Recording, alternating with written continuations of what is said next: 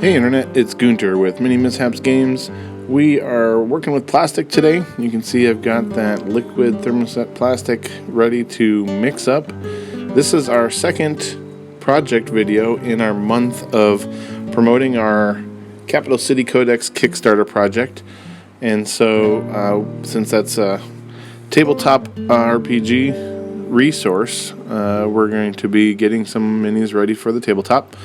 And so I love this plastic. You guys see me use this all the time. But essentially, it sets up in about 3 minutes. You've got that on time-lapse, going fast there.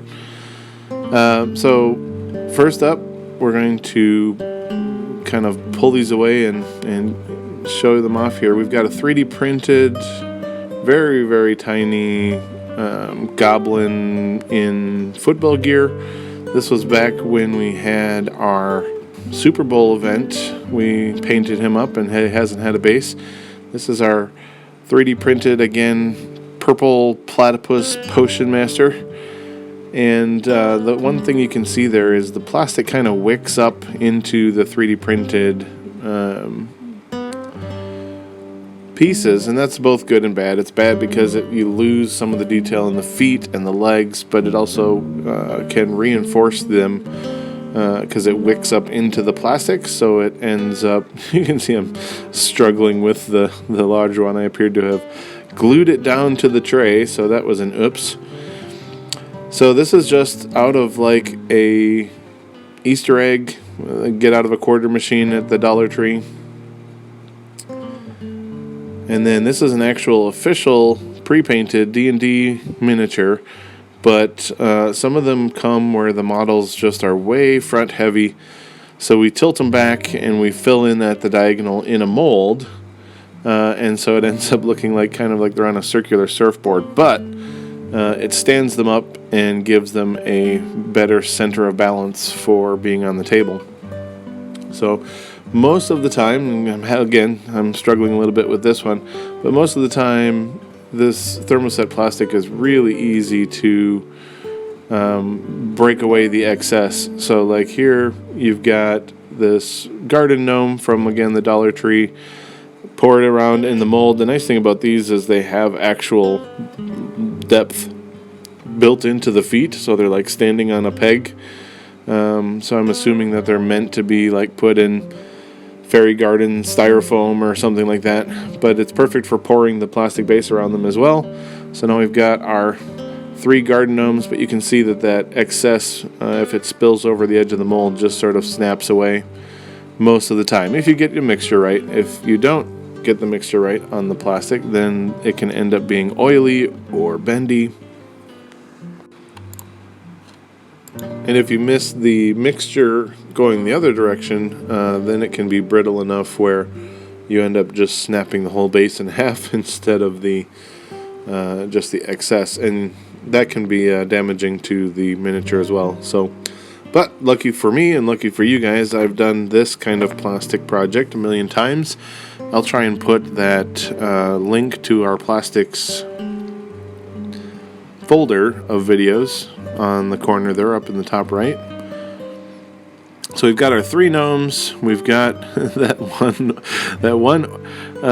goblin riding a baby dinosaur there is still struggling. But here's the big one. This is a miniature that was painted by one of my players. So I didn't paint this one, and I believe it's a Reaper miniature, but put it in the comments and if you can correct me if I'm wrong.